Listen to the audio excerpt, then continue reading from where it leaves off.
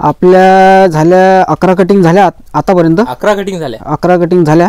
11 गाड्या माल आणि पूर्ण त्याच्यातल्या 3 ते 4 गाड्या आपल्या बॉक्स पॅकिंग गेला आणि 4 गाड्या पंजा गेल्या समजा डायरेक्ट पंजाब आणि त्याच्यानंतर 3 एक गाड्या ट्रे कटिंग गेल्या. जास्तीत जास्त भाव आपल्याला मिळाला म्हणजे 2200, 2300, 2400, 2400 पर्यंत भाव भेटला. आणि कमीत कमी भाव काय भेटला मग? कमीत कमी भाव आपल्याला मिळाला 1500 ते 1600. नमस्कार शेतकरी बंधूंनो, आज आपल्यासोबत श्याम सुरेश सातव आहेत. ते कोथडी येथील रहिवासी आहेत. त्यांनी यावर्षी त्यांच्या शेतात केळी या पिकाची लागवड केली होती. केळी या पिकासोबत त्यांचा अनुभव कसा राहिला या व्हिडिओच्या माध्यमातून आपण त्यांच्याकडून समजून घेऊया. तर श्यामभाऊ नमस्कार. आपलं नमस्कार. श्यामभाऊ, किती एकर क्षेत्र आहे आपलं या एरियामध्ये? आपलं क्षेत्र या एरियामध्ये 5.5 एकर आहे. 5.5 एकर या एका ठिकाणी? हा, एका ठिकाणी. बरं. पाण्यासाठी काय आहे आपल्याकडे इथे सोर्स? पाण्यासाठी आपल्याकडे विहीर आहे आणि पुन्हा शेत तलाव आहे. बरं, बाजूला तलाव आहे. हा, ठीक आहे. श्यामभाऊ, किती वर्ष झाले आपण केळी पीक घेत आहोत? हे केळी पीक घेण्याचं माझं पहिलंच वर्ष आहे. पहिलंच वर्ष आहे. कसं काय लावलं मग यावर्षी? यापूर्वी तुम्ही न लावलं नाही, याच वर्षी कसं? हे कसं होतं, आता काही काळापूर्वी आमच्या विहिरीला पाणी नव्हतं. तर आम्ही मागच्या वेळेस विहिरीला समजा 2 वर्षाआधी बोर लावला. आडवे बोर केले. आडवे बोर केल्यानंतर आपल्याला विहिरीला पाणी लागले. मग बुवा आता समजा आपल्याला केळी परवडते लावायला. पाणी पाहिजे. हां, केळीला भरपूर पाणी लागते म्हणून मग आम्ही विचार केला आणि केळी लावण्याचा निर्णय केला. नंतर काही समजा फेब्रुवारी महिन्यामध्ये आम्ही लागवड केली. 2024च्या फेब्रुवारी महिन्यात आपण लागवड केली. किती झाडं आहेत आपले मग इथे? आपले 9000 झाड 5.5 एकरात बसले. मग एकरी तरी अंदाजे किती झाडं बसले असतील? त्यातलं थोडंफार क्षेत्र खाली आहे समजा. तेवढं कमी क्षेत्रामध्ये लागवड झाली. ठीक आहे. काय दरात आपल्याला हे आपण रोप आणलं होतं की बेना आणलं होतं? आपलं जे होतं 2300-2400 रोप टिश्यू कल्चरचं होतं आपलं आणि बाकीचं जे होतं ते जैनचं बेन होतं समजा. बरोबर. मग काय फरक जाणवला आपल्याला बेण्यामध्ये आणि टिश्यू कल्चरच्या आणलेल्या रोपांमध्ये? टिश्यू कल्चर जे होती ते होती आपली कॅटेला कंपनीची. कॅटेला. हां. आणि ही जी आहे बेन आपण जिथं उभं आहे बरोबर ते जैन कंपनीचं बेन आहे. आपल्याला याचा रिझल्ट चांगला वाटला. कॅटेलापेक्षा याचा रिझल्ट चांगला वाटला. बरं, ठीक आहे. यावर्षी काय दरामध्ये आपला माल गेला आणि आतापर्यंत किती कटिंग झाल्या आपल्या झाल्या 11 कटिंग झाल्या आतापर्यंत. 11 कटिंग झाल्या. 11 कटिंग झाल्या. 11 गाड्या माल आणि पूर्ण त्याच्यातल्या 3 ते 4 गाड्या आपल्या बॉक्स पॅकिंग गेला आणि 4 गाड्या पंजा गेल्या समजा डायरेक्ट पंजाब आणि त्याच्यानंतर 3 एक गाड्या ट्रे कटिंग गेल्या. म्हणजे त्यांनी ट्रेमध्येही माल नेला, बॉक्समध्ये पण नेला आणि डायरेक्ट हा जो पंजा निघते पूर्णच्या पूर्ण पंजाबवरून. बरं, ठीक आहे. आणि भाव आपल्याला सर्वात जास्तीत जास्त भाव आपल्याला मिळाला म्हणजे 2200, 2300, 2400, 2400 पर्यंत भाव भेटला. आणि कमीत कमी भाव काय भेटला मग? कमीत कमी भाव आपल्याला मिळाला 1500 ते 1600. 1500 ते 1600 रुपयापासून 2400 रुपया प्रति क्विंटलच्या दरात आपला माल गेला. एकंदरीत ज्या 11 गाड्या गेल्या असतील तर मग किती टन माल तुटला आतापर्यंत याचा? आपला एकंदरीत एका गाडीमध्ये 10 टन माल जातो. 10 टन माल, 100 क्विंटल. हा, छोटी गाडी असली तर. आणि पंजा आणि बॉक्स जर असला तर 15 टनापर्यंत गाडी जाते. हा, तर एकंदरीत आपल्या 15 टनच्या गाड्या समजा 8 गाड्या 15 टनच्या 8 गाड्या 15 टनच्या गेल्या. हा, बरोबर, ठीक आहे. आणि 4-5 गाड्या समजा 10-11 टनच्या गेल्या. 10-11 टनच्या 4-5 गाड्या गेल्या. आणि अगोदर किती गाड्या सांगितल्या तुम्ही? 4 बॉक्स पॅकिंग आणि 4 गाड्या पंजा कटिंग. म्हणजे ह्या 8 गाड्या जवळपास 15 टन पर्यंतच्या असतील. ठीक आहे. बरं, तर एकंदरीत जर आता आपण पाहिलं तर कसा अनुभव राहिला तुमचा? ओव्हरऑल अनुभव कसा राहिला केळीसोबत? ओव्हरऑल अनुभव म्हणजे दुसऱ्या पिकांपेक्षा मला हे पीक खूप परवडलं. आर्थिकदृष्ट्या परवडलं. हां, आर्थिकदृष्ट्या परवडलं. त्यांच्याकडून आता आपण केळी या पिकाचं अर्थशास्त्र थोडक्यात समजून घेऊ. आम्हाला श्यामभाऊ हे सांगा की जे आपण बेना आणलं होतं हे काय दरात पडलं होतं आपल्याला? कॅटेलाचा जो रोप घेतला होता हा रोप काय दरात पडला होता? त्याच्यानंतर हे झालं समजा बेना आणि रोपचा खर्च. त्याच्यानंतर एकंदरीत जे खतं आपण टाकलं असेल, एक मला ओव्हरऑल अमाऊंट पाहिजे की किती खतं आपण दिले आणि त्याचा खर्च किती गेला असेल. त्याच्यानंतर काय कोणकोणत्या गोष्टी आहेत ज्या या पिकात खर्चिक आहेत, जिथे शेतकऱ्याला पैसे खर्च करावे लागतात? खर्च करावा लागतो म्हणजे आपल्या स्वतःच्या मेहनतीच्या व्यतिरिक्त. माझं असं म्हणणं आहे की रोग न घेतल्यापेक्षा जर बेनं घेऊन जर केळी लावली बरोबर तर आपल्याला परवडेल, तरी परवडते. आणि दुसरा अर्थ असा की जर रोप जर घेतला आपण तर या टेम्परेचरमध्ये आपल्याकडे जरा सर्वाईव्ह करत नाही. हां, आणि बेनं कसं असते ऑलरेडी ते 2-2.5 महिन्याचं झालेलं असते, त्याच्यानंतर त्याची मेहनत पण कमी असते. बर, त्याची काळजी म्हणजे त्याची असं काही नाही की बा त्याची काळजीच करावी लागते असं काही नाही आहे. टिश्यू कल्चरचं असं आहे की त्याची पूर्णपणे काळजी घ्यावी लागते. म्हणजे ते लहान लेकरासारखं. किती पानांचं रोप असते? ते 4 ते 5 पानांचं रोप असते. म्हणजे जास्त ऊन जर असलं तर जास्त टेम्परेचरमध्ये ते टिकत नाही. बघा लोअर बुलढाण्यामध्ये म्हणजे घाटाखालचा जो एरिया आहे त्याला लोअर बुलढाणा म्हणता. इकडे सरासरी अपर बुलढाण्यापेक्षा थोडंसं तापमान जास्तच राहते, म्हणून इकडे तापमानाची तीव्रता जास्त आहे. अशा परिस्थितीमध्ये जर रोपांची लागवड केली तर त्यांना ते तापमान कदाचित सहन होणार नाही किंवा नुकसान होऊ शकते. कालचंच तापमान आपल्याकडे 35 ते 40 पर्यंत आहे. 35 ते 40 डिग्री पर्यंत होता. बरं, म्हणजे एवढ्या टेम्परेचरमध्ये रोपांवर तापमानाचा दुष्परिणाम होऊ शकतो. मग आपण जो बेना आणला होता तर काय दरात पडला होता आपल्याला? तो आपण रावेर साईड कडून बेना आणलेला होता. मळा म्हणजे पहिलाच होता तो. टिश्यूच्या खालचं आपण रोप आणलेलं होतं. त्याच्यानंतर ते रोप आपल्याला घरपोच इथं लागवणपर्यंत 7.5 रुपये गेलं. हां, म्हणजे 7.5 रुपयात एक बेना, त्याच्यात लागवणही त्याच्याकडून नाही, त्याच्याकडून लागवण आपण इकडून केली, पण तिकडून आपल्याला 4.5 ते 5 पर्यंत आपल्याला इथं पोहोचला होता. 4.5 ते 5 रुपयापर्यंत बेना आपल्या घरपर्यंत शेतात पोहोचलो. एकूण किती बेना आणलं होतं आपण त्याच्यात? एकूण आपण आणलं तर ते 8,500 बेना आणलं होतं. त्यातलं काही उरलं तर थोडं 8,500 आपलं बेना होतं. बरोबर, ठीक आहे. म्हणजे रोप वगळून. रोप वगळून 8,500 आपण बेना आणलं होतं. मग शांभू आपण बेना घेऊन आलो शेतात. बेना आणल्यानंतर आणि बेना लागवड करायच्या मधात किती दिवसाचा अंतर होता? 8 ते 10 दिवसाचा अंतर होता आपला. गॅप ठेवला आपण 8 ते 10 दिवस. त्या 8 ते 10 दिवसात मग ते बेण्याची आपण कशी निगा राखली किंवा कुठे ते ठेवण्यात आलं होतं? त्याला मस्त व्यवस्थित इथं निंबाचं झाड आहे आपल्या, त्या निंबाच्या झाडाखाली त्याला ठेवून तिच्यावर माती वगैरे थोडीफार म्हणजे जास्त प्रमाणात नाही, पहिला त्याला ह्युमिक, क्लोरो आणि 1919 खतमध्ये डुबून त्याचं व्यवस्थित संगोपन करून त्याच्यावरती बारकी याची जी आपली जी माती असते ती बारीक माती त्याच्यावरती समजा थोडीफार पतली टाकून केळीच्या पानांनी त्याला झाकून ठेवलं होतं. बरं, ठीक आहे. हे जे तुम्ही सांगितलं ह्युमिक, क्लोरो आणि 1919 हां 319 जे खत आहे, हे या खतामध्ये आपण ते बुडवलं होतं, म्हणजे ट्रीटमेंट दिली होती त्याला, बेण्यांना ट्रीटमेंट केली होती. त्याच्यासाठी जे द्रावण तयार केलं होतं आपण ते कसं केलं होतं, काय प्रमाणामध्ये, कोणत्या प्रमाणामध्ये, कोणता घटक घेतला होता? त्याचा असा आहे की जे क्लोरो आहे हे 20% आणलं होतं आपण.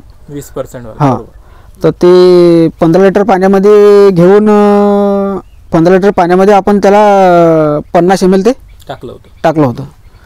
आणि जे 1919 जे खत आहे आपलं ते साधारणतः आपलं 100 ग्रॅम घेऊन 100 ग्रॅम टाकायचं. आणि राहिलं काय आपलं ह्युमिक 50 ग्रॅम टाकलं. ह्युमिक लिक्विड वाला वापरला होता की पावडरवाला? मग यांचा आपण 15 लिटरचा डाला बनवून घेतला किंवा याच प्रमाणामध्ये 30 लिटर समजा वाढत चालत तेवढ्यात तर होत नाही ते. मग त्याच्यात ते बेनं बुडवायचं म्हणजे कशी पद्धत वापरली आपण? किती वेळ त्याच्यात बुडून ठेवलं की फक्त? बस, त्यात प्रोसिजर काही जास्त नाही. समजा बेनं घेतलं आपलं, डुबवलं, काढून ठेवलं, साईडला ठेवलं, साईडला ठेवून दिलं. बरोबर. मग ते बेनं किती दिवस राहिलं तिथं ठेवलेलं? मग ते 7 दिवस राहिलं. 7 दिवस तसंच राहिलं. म्हणजे त्याला खत वगैरे बी भेटत राहिलं आणि जे किटाणू होते समजा त्याच्यातले ते बी नष्ट झाले. बरं, इन्सेक्ट पेस्ट जे असतील समजा त्याच्यामध्ये टिकून आलेले क्लोरोपायरिफॉस आणि ते दिल्यामुळे समजा त्याचा नायनाट झाला असं? त्याचा नायनाट झाला. मग 6-7 दिवसानंतर आपण मग कशी लागवड केली याच्यात? लागवड केली म्हणजे ट्रॅक्टरने सऱ्या काढल्या पहिला, त्यानंतर आपण तिथं खत टाकलं आपलं फॉस्फेट खत टाकलं तिथं. एका पॉईंटवर 100 ग्रॅम, 100-150 ग्रॅम. पॉईंट कसे आपण ठरवले होते म्हणजे आडवी उभे? हा ते एक वैशिष्ट्य आहे. आधी आपण ट्रॅक्टरने सऱ्या काढून घेतल्या, त्यानंतर आडवी उभी का की फक्त उभी? सरळ आपल्याला या लाईन मध्ये लावायचं समजा, याच लाईन मध्ये. त्यानंतर आपण 100 ते 150 मीटरची नळी घेऊन सरळ धरून एक माणूस तिकडं आणि एक माणूस इकडं आणि 2 मजूर सांगून ते पॉईंट कंटिन्यू केले आपण. पॉईंट आपण पाळले ते. हां, पॉईंट आपण हाताने पाडले. हां, की तिथंच आपली लागवड झाली पाहिजे. तिथंच आपली लागवड झाली पाहिजे. बरं, जे आपण सरी जी पाडतो ट्रॅक्टरने, सरासरी किती खोल राहते ती तरी? ते 1 ते 1.5 फूट. 1 ते 1.5 फूट खोल राहते. मग त्या पॉईंटवर आपल्याला ते बेणं ठेवायचं आणि ते झाकून घ्यायचं. ते पॉईंट तिथं त्या पॉईंटवर थोडा गड्डा करून त्यामध्ये ते बेणं ठेवून नंतर त्याला व्यवस्थित झाकून. ज्यावेळी आपण त्या पॉईंटवर ते आपलं बेणं ठेवतो त्यावेळी त्याला अगोदर ओलं करून ठेवतो की बेणं टाकल्यानंतर ओलं? अगोदर त्याला 2 दिवस आधी ओलं करून ठेवायचं. 2 दिवस अगोदर. म्हणजे ते पॉईंट आपण मार्क केले, तिथं गड्डा करून ठेवला, मग ते ओलं केलं, त्याच्यानंतर आपण लावलं असंच? बरोबर. ठीक आहे. मग लावल्यानंतर किती दिवसांनी आपल्याला याचे जे पानं आहेत ते वरती आलेले दिसतात? याचे लागवड झाल्यानंतर आपल्याला 20 ते 22 दिवसानंतर कोंब बाहेर दिसतात. फेब्रुवारी महिन्यामध्ये समजा ज्यावेळी तुम्ही लावलं होतं त्यावेळी? मार्च महिन्यामध्ये समजा आपली लागवड झाली ती 14 ते 15 फेब्रुवारी. त्यानंतर आपल्याला कोंब दिसले मार्च 5 ते 6 मार्च. 5 ते 6 मार्च. बरं, मग काही जे बेणं आहे कदाचित ते उगत बी नसेल असं होते का? मग तिथं आपण जे पुन्हा बेणं लावतो की कसं करतो मग? पुन्हा लावतो. मग ते पुन्हा लावलेला बेणं आणि अगोदर निघून आलेले बेणं याच्यामध्ये ज्यावेळी माल तयार होते तर काही डिफरन्स राहते की एकाच वेळी? नाही, त्याची काळजी अशी घ्यावी लागते की जे आपलं जे झाड लावलेलं आहे ते जर साधारणतः अर्ध्या फुटाचं किंवा 1 फुटाचं झालेलं आहे तर त्याच्या मानानं आपल्याला समोरचं जे बेणं आपल्याला त्याच्या बाजूला लावायचं आहे.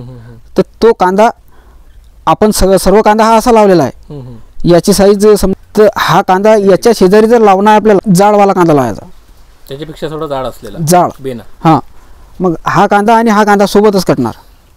बरं, तशी दक्षता घेतली पाहिजे. तशी काळजी घेतली पाहिजे. तसं केलं तर एकाच वेळी तो माल एकाच वेळी म्हणजे 3 ते 4 कटण्या म्हणजे माझा पूर्ण मला खलास झाला. बरं, ठीक आहे. त्याच्यानंतर जर आपण आणलंय, लागवड करून दिली, तुम्ही सांगितलं त्याच पद्धतीने, त्याच्यानंतर जे आपण 50 किलोची जी आपली बॅग राहते खतांची, तर पहिला डोस याला लागवडीच्या किती दिवसांनी दिला? पहिला डोस लागवडीच्या नंतर 21 दिवसांनी.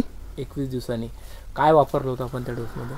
त्या डोसमध्ये आपण साधारणतः कोणकोणते खत होते? समजा आपलं याला काही जास्त भारी खत पाहिजेत नाही.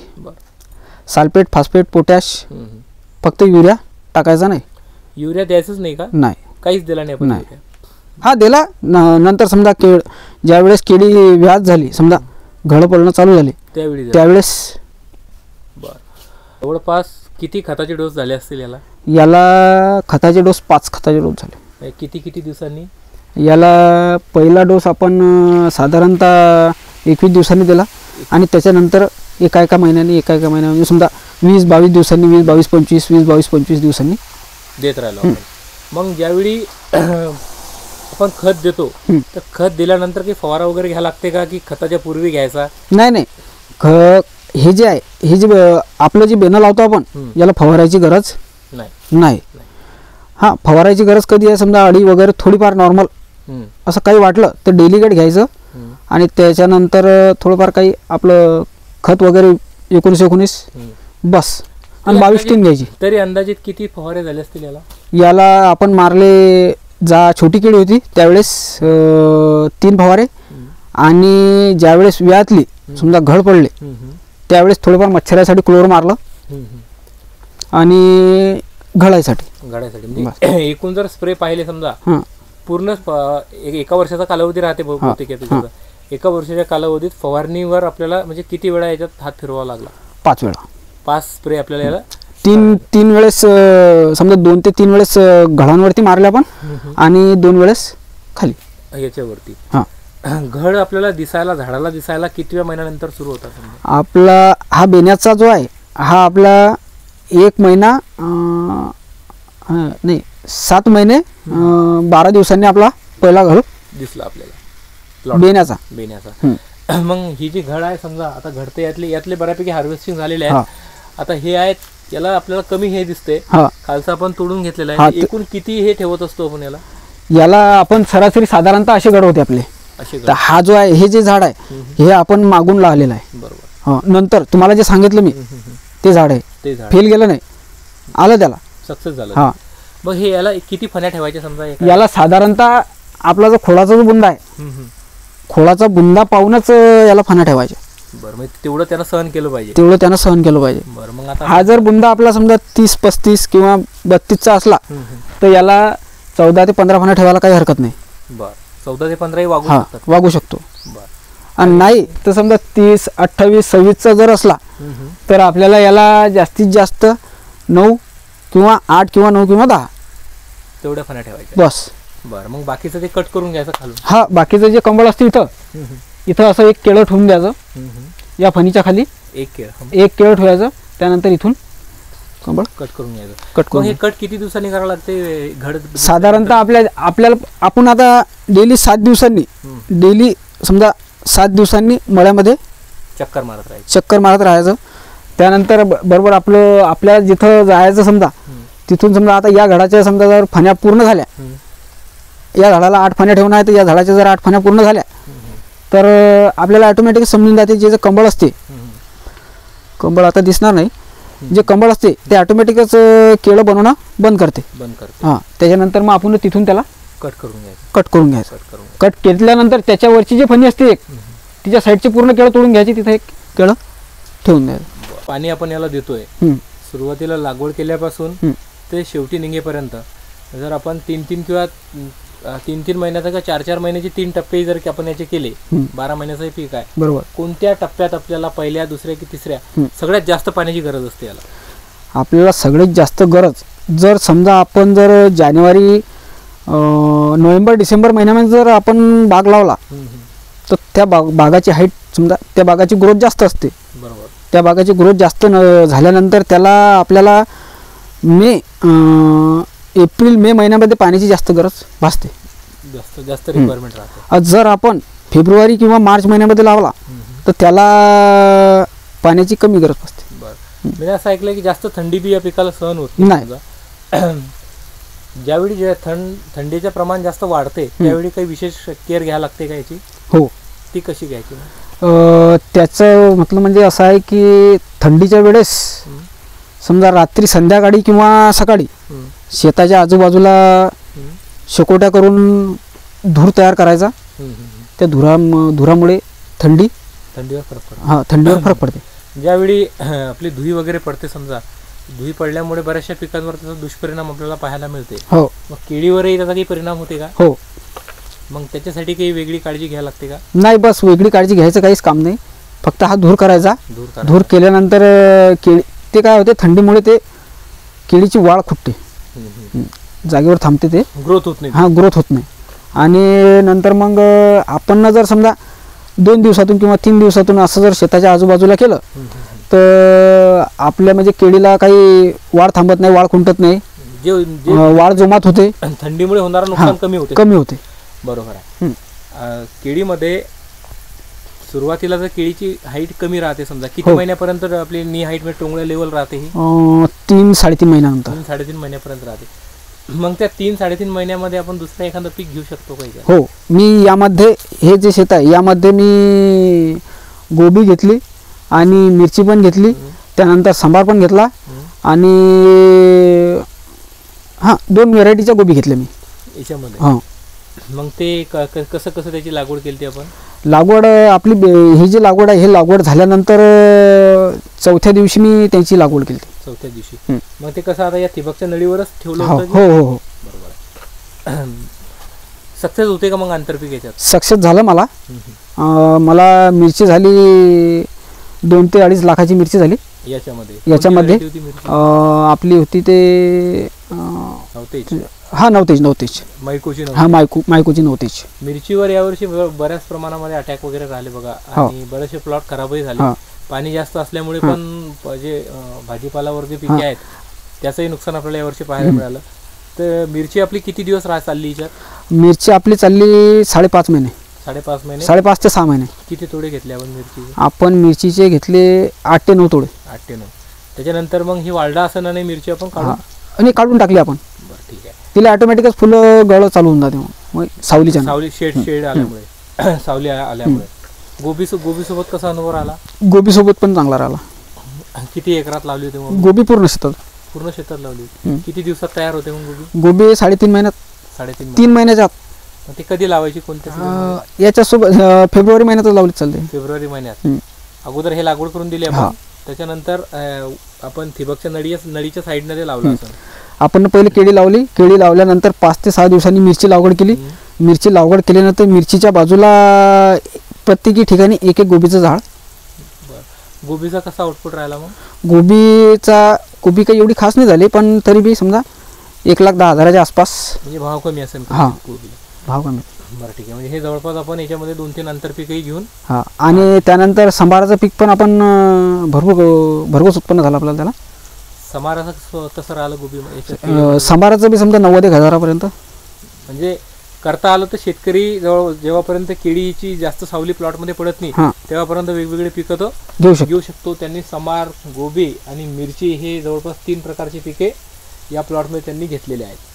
बरोबर आहे. कारण की हा प्लॉट फेब्रुवारी महिन्यात लागला होता. तर त्याच्यानंतर जो खरीप सीझन येते समजा, तर त्याच्यापूर्वीच त्यांनी त्या भाजीपाला वर्गीय पिकांची लागवड केली. तर मग आपला जो मिरचीचा, गोबीचा आणि जे संभार होता, संभार तर लवकर निघाला असेल. मिरची कधी निघणं सुरू झालं याला? मिरची आपली 1.5 महिन्यात मिरची सुरू झाली. 1.5 महिन्यामध्ये म्हणजे लागवड केल्याच्या जवळपास 45 दिवसांनी मिरची सुरू झाली. हे मिरचीचं कुठून आणलं होतं रोप? मिरचीचं आणलं तर आपण धामणगावडे, रघुनंदन. ठीक आहे. धामणगावडेला रघुनंदन नावाची एक नर्सरी आहे, तिथून त्यांनी मिरचीचं रोप आणलं होतं.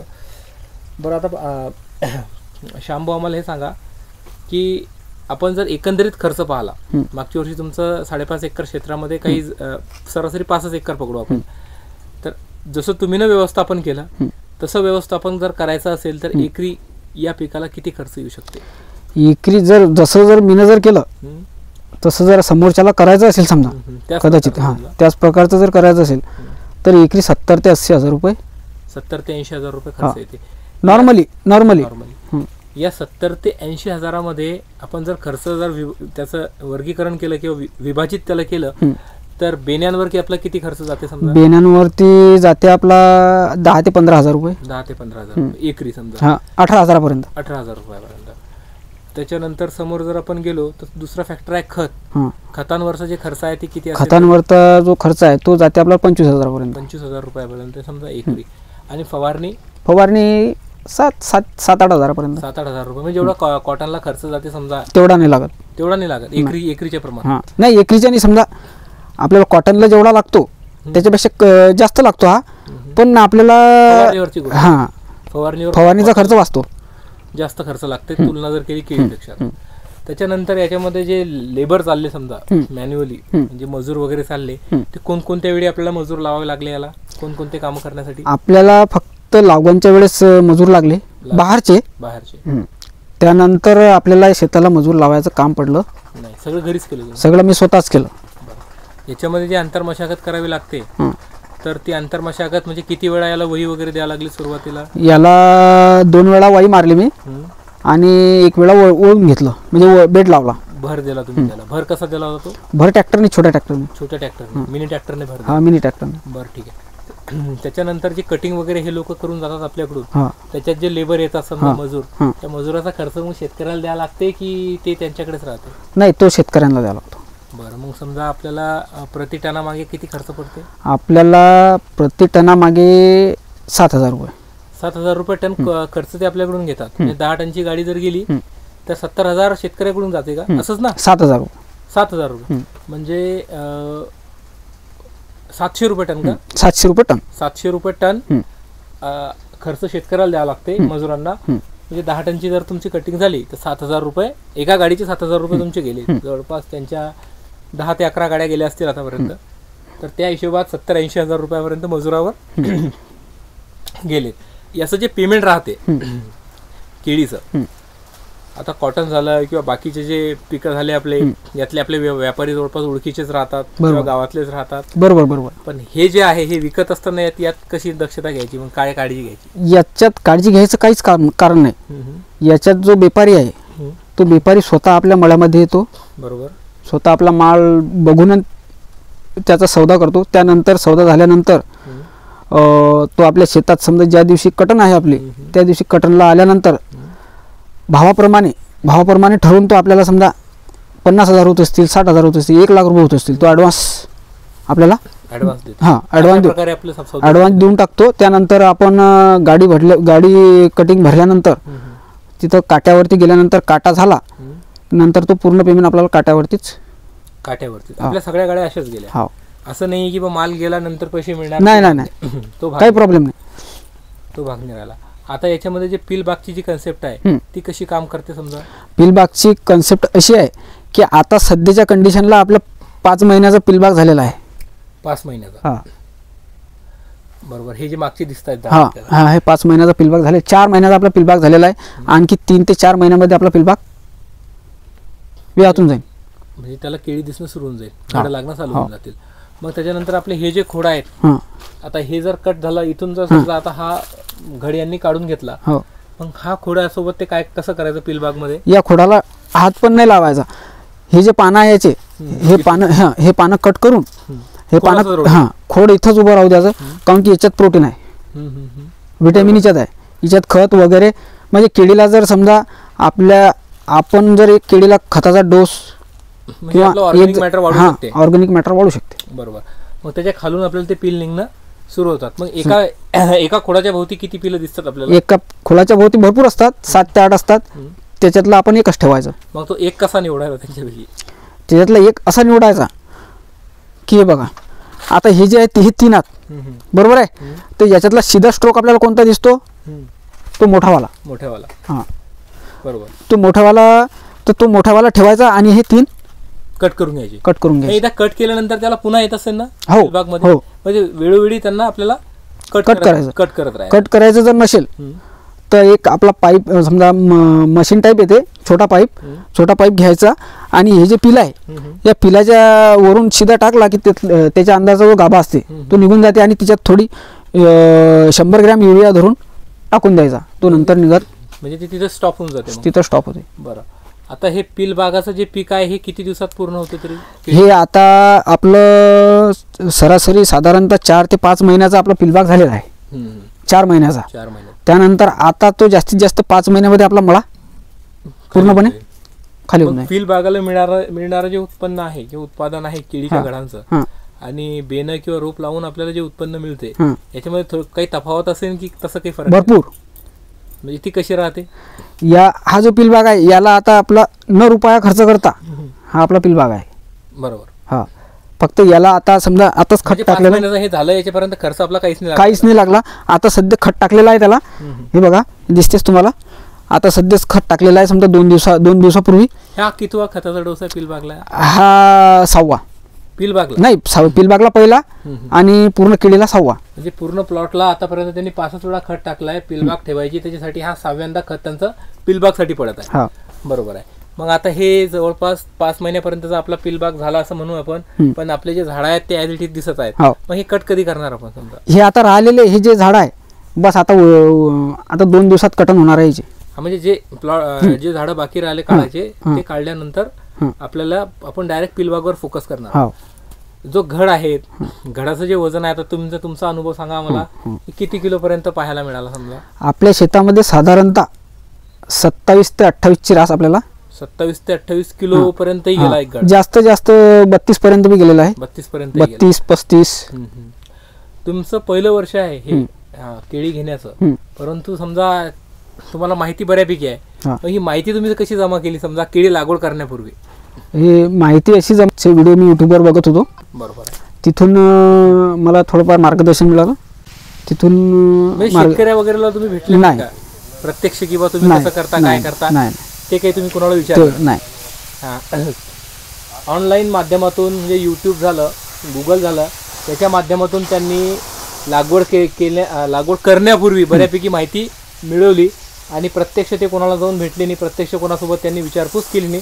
परंतु आज आपल्या व्हिडिओच्या माध्यमातून बऱ्यापैकी माहिती त्यांच्याकडून तुम्हाला मिळणार आहेत. तर जवळपास एकंदरीत आपण पाहिलं तर काय बेनिफिट राहिलं यावर्षी केळी लागवड करणाऱ्याला? खर्च वगैरे काढता एकरी समजा सरासरी 10चा भाव, पर सरासरी जर 10चा भाव आला तर परवडते का? हो, 10च्या भावात बी परवडते. 10च्या भावात पण आपल्याला केळी परवडते. जर तुलना कॉटन सोबत त्याच्यासोबत केली तर भरपूर प्रमाणात परवडते. मग आता यावर्षी मी असं ऐकलंय की लोक काही शेतकरी म्हणतात की बा आता यावर्षी आम्ही काही लावत नाही, बऱ्याच प्रमाणामध्ये लागवडीची हूर आली, तर त्यांनी यावर्षी सुद्धा किती एकर सांगितलं तुम्ही? आपली 12 एकर यावर्षी नवीन लागवण झाली. 12 एकर त्यांनी नवीन लागवण केलेली आहे. ही लागवण म्हणजे हा पिलबाग वगळता ही पिलबाग सोडून. तर मग असं काही आहे का बा यावर्षी लागवड जास्त होत आहे आपल्या क्षेत्रात तर भाव कमी वगैरे राहू शकतो? नाही नाही, विषय कसा असते, तुम्ही बागाची मेहनत फुल घ्या, त्यानंतर तुमची जे घडाची जी क्वालिटी आहे ते क्वालिटी टिकून ठेवा, तुम्हाला भाव मिळणार म्हणजे मिळणार. क्वालिटीवरही मालाला भाव मिळत असतो. आता साधारणतः समजा आता ज्या कटना काढल्या मी, माझा माल सुमारे 20 ते 22-25 पर्यंत जायचा, तर लोकांचा माल समजा समोरच्यांचा माल काही समजा माल थोडा डॅमेज असल्याच्या 1400-1500 त्या प्रमाणात माल कटायचा त्याचा.